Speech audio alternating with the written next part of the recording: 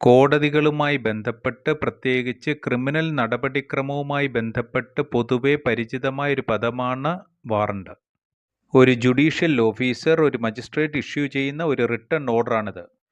പുതിയൊരു അധ്യായത്തിലേക്ക് ഏവർക്കും സ്വാഗതം. ചാനൽ സബ്സ്ക്രൈബ് ചെയ്യാനും ഉപകാരപ്രദമെങ്കിൽ ഷെയർ ചെയ്യാനും മറക്കരുത്. വാറണ്ട് പ്രധാനമായും രണ്ട് തരത്തിലാണുള്ളത്: അറസ്റ്റ് വാറണ്ടും സെർച്ച് വാറണ്ടും.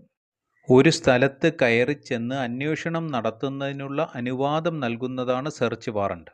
ഒരു ഡോക്യുമെന്റോ ഒരു വസ്തുവോ കോടതിയിൽ എത്തിക്കുന്നതിന് വേണ്ടിയോ അല്ലെങ്കിൽ ഒരു കേസിന്റെ അന്വേഷണത്തിന് വേണ്ടിയോ ഉള്ളതാണ്. ഒരു വ്യക്തിയെ അല്ലെങ്കിൽ വ്യക്തികളെ അറസ്റ്റ് ചെയ്ത് കോടതിയിൽ ഹാജരാക്കുക എന്ന ഉത്തരവിനെയാണ് അറസ്റ്റ് വാറണ്ട് എന്ന് പറയുന്നത്. അറസ്റ്റുമായി ബന്ധപ്പെട്ട് പൊതുവെ കേൾക്കാറുള്ളത്, ഒരു കുറ്റകൃത്യം ചെയ്ത് പോലീസിൽ നിന്ന് ഒളിച്ചു കഴിഞ്ഞയാളെ വാറണ്ടായി പിടിച്ചോണ്ടു പോയെന്നോ, പലതവണ സമൻസ് വന്നിട്ടും കോടതിയിൽ ഹാജരാകാതിരുന്നയാളെ വാറണ്ടായി അറസ്റ്റ് ചെയ്ത് കൊണ്ടുപോയെന്നോ ആയിരിക്കും.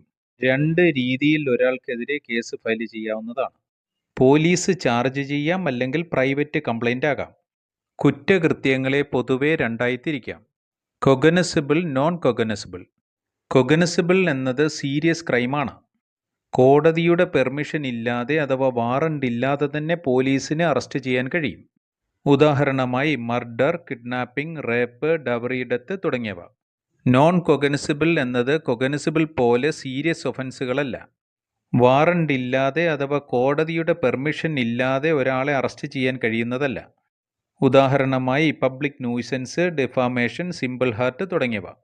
നോൺ കൊഗനസിബിൾ ഒഫൻസിൽ കക്ഷികൾക്ക് വേണമെങ്കിൽ സെറ്റിൽ ചെയ്യാൻ കഴിയുന്നതാണ്.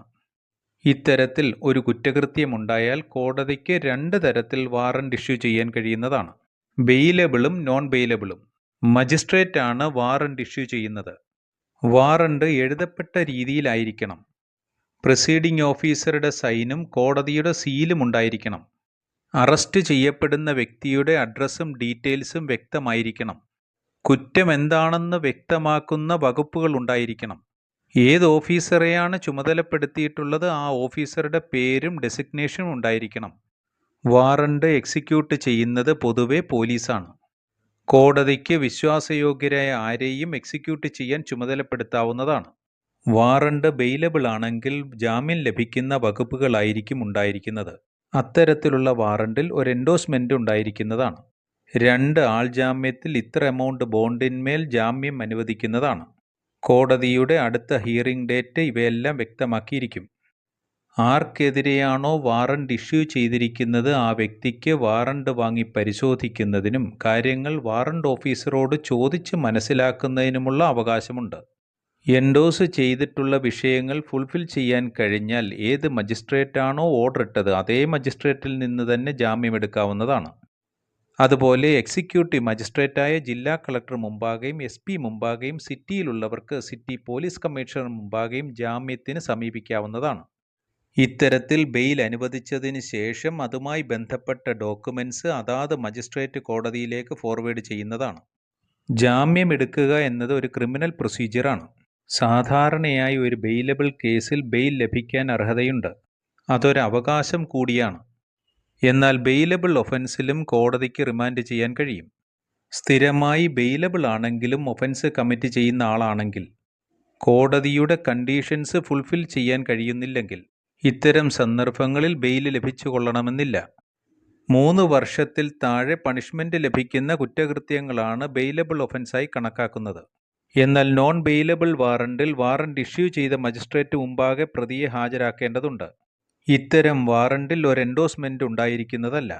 അതായത് ആൾ ജാമ്യത്തെ സംബന്ധിച്ചോ ബോണ്ടിനെ സംബന്ധിച്ചോ രേഖപ്പെടുത്തുന്നതല്ല. 3 വർഷത്തിന് മുകളിൽ ശിക്ഷ ലഭിക്കുന്ന ഗൗരവ സ്വഭാവത്തിലുള്ള കുറ്റകൃത്യങ്ങളാണിത്. പ്രതിയെ അറസ്റ്റ് ചെയ്ത് കോടതിയിൽ ഹാജരാക്കേണ്ടതുണ്ട്. നോൺ ബെയിലബിൾ കേസിൽ ജാമ്യം അനുവദിക്കുന്നതിന് ചീഫ് ജുഡീഷ്യൽ മജിസ്ട്രേറ്റിനും സെഷൻസ് ജഡ്ജിനും അധികാരമുണ്ട്. ഗൗരവമുള്ള ഒഫൻസ് എന്ന നിലയിൽ ജാമ്യം ലഭിക്കണമെങ്കിൽ മജിസ്ട്രേറ്റിനെ കൺവിൻസ് ചെയ്യിക്കേണ്ടതായിട്ടുണ്ട്. ഇവിടെ കോടതിക്ക് ജാമ്യം അനുവദിക്കാം, അല്ലെങ്കിൽ റിമാൻഡ് ചെയ്യും അഥവാ ജുഡീഷ്യൽ കസ്റ്റഡിയിലേക്ക് വിടാം. പോലീസ് ഇൻവെസ്റ്റിഗേഷന്റെ പേരിൽ മാത്രം ഒരാളെ അകത്തിടാൻ കഴിയുന്നതല്ല. ബെയിൽ ലഭിക്കേണ്ട കേസിൽ ബെയിൽ നൽകേണ്ടതുണ്ട്. നോൺ ബെയിലബിൾ കേസിൽ ബെയിൽ നൽകണോ വേണ്ടയോ എന്നുള്ളത് കോടതിയുടെ വിവേചനാധികാരമാണ്. ഇത്തരം കേസുകളിൽ കോടതിയിലൂടെ മാത്രമേ ജാമ്യം ലഭിക്കുകയുമുള്ളൂ. പല ഘടകങ്ങൾ പരിശോധിച്ചതിന് ശേഷമായിരിക്കും ജാമ്യം അനുവദിക്കുന്നത്. എത്ര നാളായി ഈ വ്യക്തി കുറ്റം ചെയ്യുന്നു? ജാമ്യം അനുവദിച്ചാൽ കേസിനെ എങ്ങനെ സ്വാധീനിക്കും? ചെയ്ത കുറ്റം എത്രത്തോളം ആഴമുള്ളതാണ്? ഇവയെല്ലാം പരിശോധിച്ചതിന് ശേഷമായിരിക്കും ജാമ്യം നൽകണോ വേണ്ടയോ എന്ന് കോടതി തീരുമാനിക്കുന്നത്. നോൺ ബെയിലബിൾ ഒഫൻസിൽ മജിസ്ട്രേറ്റ് കോടതിയിൽ നേരിട്ട് ഹാജരായാൽ റിമാൻഡ് ചെയ്യാൻ സാധ്യതയുണ്ട്.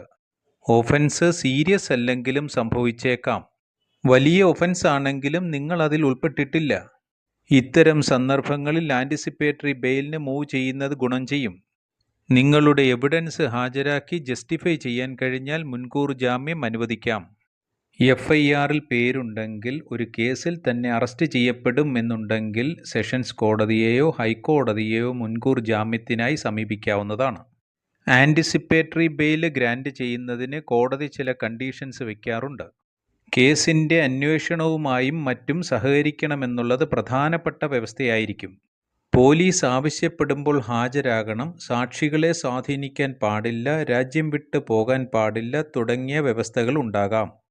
ആൻറ്റിസിപ്പേറ്ററി ബെയിൽ അനുവദിച്ചാൽ 2 ഷുവർട്ടീസുമായി ഏത് കോടതിയിൽ നിന്നാണോ ഓർഡർ ആയത് ആ കോടതിയിൽ സറണ്ടർ ചെയ്ത് ജാമ്യം എടുക്കാവുന്നതാണ്. മജിസ്ട്രേറ്റ് കോടതിയിൽ ബെയിൽ റിജക്റ്റ് ചെയ്താലും ഹയർ കോർട്ടിലേക്ക് പോകാൻ കഴിയും. ബെയിൽ ഡിസ്മിസ് ചെയ്ത ഓർഡറുമായി സെഷൻസ് കോടതിയെയോ ഹൈക്കോടതിയെയോ സമീപിക്കാവുന്നതാണ്. ഹയർ കോടതി ആൻറ്റിസിപ്പേറ്ററി ബെയിൽ റിജക്റ്റ് ചെയ്താൽ ലോവർ കോടതിയിൽ ഹാജരായി ബെയിൽ ആപ്ലിക്കേഷൻ സബ്മിറ്റ് ചെയ്യേണ്ടതാണ്. ആ കോടതിയുടെ ഡിസ്ക്രിപ്ഷൻ അനുസരിച്ച് ഓർഡർ വരുന്നതാണ്. ഇത്തരത്തിലായിരിക്കും ആൻറ്റിസിപ്പേറ്ററി ബെയിൽ റിജക്റ്റ് ചെയ്യുമ്പോഴും മെൻഷൻ ചെയ്യുന്നത്. സീരിയസ് ഒഫൻസുകളിൽ ആൻറ്റിസിപ്പേറ്ററി ബെയിൽ മൂവ് ചെയ്തുകൊണ്ട് പ്രയോജനമുണ്ടാകണമെന്നില്ല. എന്നാൽ ഒരു കേസിൽ ഒരാൾ നിരപരാധിയാണെന്ന് കോടതിക്ക് എപ്പോൾ ബോധ്യപ്പെടുന്നു അപ്പോൾ ജാമ്യം അനുവദിക്കാൻ കോടതിക്ക് അധികാരമുണ്ട്. നിശ്ചിത സമയത്തിനകം ചാർജ് ഷീറ്റ് നൽകാൻ പോലീസിന് കഴിഞ്ഞില്ലെങ്കിൽ നോൺ ബെയിലബിൾ ഒഫൻസ് ആണെങ്കിലും കോടതിക്ക് ബെയിൽ നൽകാവുന്നതാണ്. 10 വർഷത്തിന് മുകളിൽ ശിക്ഷ ലഭിക്കുന്ന ഒഫൻസിൽ 90 ദിവസത്തിനകവും 10 വർഷത്തിന് താഴെയുള്ളതിന് 60 ദിവസത്തിനകവും ചാർജ് പോലീസ് ഹാജരാക്കേണ്ടതാണ്. ഇതുമായി ബന്ധപ്പെട്ട മറ്റൊരു പ്രധാനപ്പെട്ട വിഷയം, സീരിയസ് ഒഫൻസിൽ ജാമ്യം ലഭിക്കുന്നതല്ല എങ്കിലും സുഖമില്ല, സ്ത്രീയാണ് തുടങ്ങിയ പരിഗണന നൽകാൻ കോടതിക്ക് കഴിയുന്നതാണ്.